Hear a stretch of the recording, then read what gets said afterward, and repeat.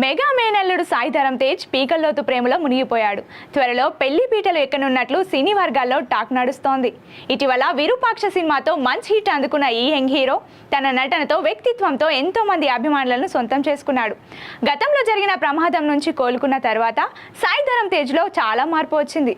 గతేడాది సత్య అనే feature film విడుదల చేసి అందులో కూడా విజయం దక్కించుకున్నాడు. ప్రస్తుతం సాయి ధరమ్ తేజ్ త్వరలోనే ఓ ఇంటివాడు కాబోతున్నాడనే వార్త సామాజిక మాధ్యమాల్లో తెగ చక్కర్లు కొడుతోంది. సినీ ఇండస్ట్రీకి వచ్చిన కొత్తలో తేజ్ కు చాలా మంది హీరోయిన్లతో ఎఫైర్స్ ఉన్నట్టు ప్రచారం జరిగింది. తర్వాత అవన్నీ కేవలం పుకార్లే అని తేలిపోయింది. తాజాగా ఆయన ఓ హీరోయిన్ ను పెళ్లి చేసుకోబోతున్నట్లు తెలుస్తోంది. ఆమె మరెవరో కాదు, అందాల భామ రెజీనా కసాండ్రా. ఇద్దరు ప్రేమలో మునిగినట్లు గతంలో కూడా రూమర్స్ వచ్చాయి. అయితే ఇప్పుడు ఏకంగా వీరిద్దరూ పెళ్లి చేసుకోబోతున్నారని సోషల్ మీడియాలో తెగ చర్చ నడుస్తోంది. ఇందులో వాస్తవం ఎంతుందో తెలియదు, కానీ ఈ వార్త అయితే బాగా వైరల్ అవుతోంది. వరుణ్ తేజ్ లావణ్య త్రిపాఠిలా ట్విస్ట్ ఇచ్చి పెళ్లి చేసుకుంటున్నారంటూ కామెంట్స్ పెడుతున్నారు నెటిజన్లు. ఈ క్రమంలో ఇప్పుడు సాయి ధరమ్ తేజ్ కూడా అలాగే రెజీనాను పెళ్లి చేసుకుంటారా అనే అనుమానాలు వ్యక్తమవుతున్నాయి. ఇక మన మెగా మేనల్లుడు సాయి ధరమ్ తేజ్ చిత్ర పరిశ్రమలోకి పిల్లను లేని జీవితం అనే సినిమాతో ఎంట్రీ ఇచ్చాడు. ఈ చిత్రానికి గాను ఆయన సైమా అవార్డును గెలుచుకున్నాడు. సుబ్రహ్మణ్యం ఫర్ సేల్, సుప్రీం వంటి సినిమాల్లో నటించి మంచి పేరు తెచ్చుకున్నాడు.